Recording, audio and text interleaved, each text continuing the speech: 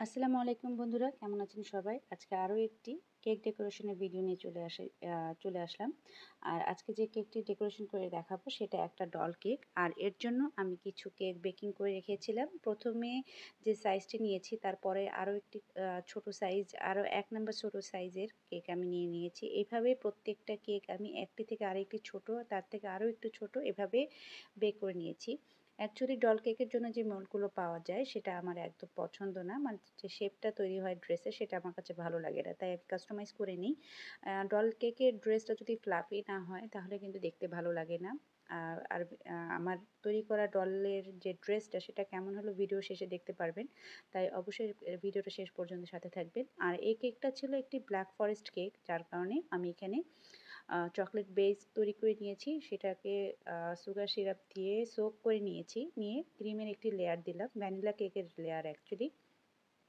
তারপর এর উপরে একটু ফ্রুট ফিলিং দিয়ে দিয়েছি, আমি কিন্তু চেরি ফিলিংটা দিয়েছি, আপনার চাইলে অন্য কোনো ফলেরও ফিলিং দিতে পারেন। তারপর পরবর্তী লেয়ারটা দিয়ে আবারও সুগার সিরাপ দিয়ে সোক করে নিয়েছি। এভাবেই কিন্তু মানে পরপর আমি যতগুলো লেয়ার ব্যবহার করেছি প্রত্যেকটা লেয়ারেই কিন্তু আমি সুগার সিরাপ, ক্রিম, তারপর ফ্রুট ফিলিং এবং চকলেট চিপস এগুলো দিয়ে পুরো সবগুলো কেকের লেয়ারে আমি এগুলো ইউজ করেছি, করে আমি কেকের লেয়ারিংগুলো কমপ্লিট করেছি। আর ভিডিওতে দেখে বুঝতেই পারছেন প্রথমে যে কেকের লেয়ারটা দিয়েছি তার থেকে কিন্তু এক সাইজ ছোট, তারপরের ৩ নাম্বার কেকের শাড়িটা তার থেকে আরও ১ নাম্বার আরও এক সাইজ ছোট, তার পরবর্তী শাড়িগুলো। মানে এভাবেই কিন্তু আমি কেকটাকে বেক করেছি এবং সবশেষ লেয়ারটা কিন্তু একটু রাউন্ড টাইপের ছিল, যেটা আমি ছোট্ট একটি স্টিলের বাটির মধ্যে বেক করে নিয়েছিলাম। তো যাই হোক, এভাবেই কিন্তু আমি বেক করে থাকি সাধারণত ডল কেকের ড্রেসের কেকগুলো। কারণ এতে করে কেকের যে শেপটা হয় তা কিন্তু দেখতে মানে খুব সুন্দর হয় এবং ফ্লাফি হয়, যেটা আমার কাছে মনে হয় বাজারে কিনতে পাওয়া মোল্ড দিয়ে যদি কেকের ড্রেসটা তৈরি করে আমার কাছে মনে হয় না ড্রেসটা দেখতে তেমন একটা আকর্ষণীয় হয়।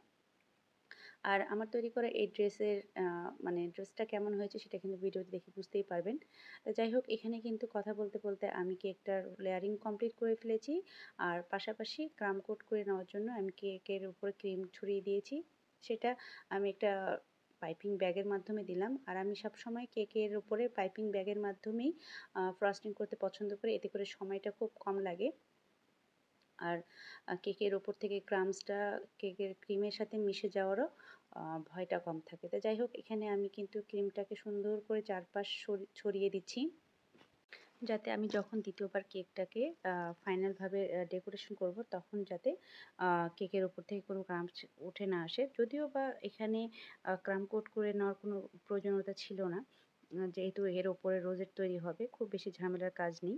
তা এখানে আমি একটা টিপস আপনাদের সাথে শেয়ার করতে চাই, সেটা হচ্ছে যদি আপনারা অল ওভার কোনো ডিজাইন দিয়ে কেকটাকে ডেকোরেট করতে চান, তাহলে সেক্ষেত্রে আপনারা একটা উপায় অবলম্বন করতে পারেন।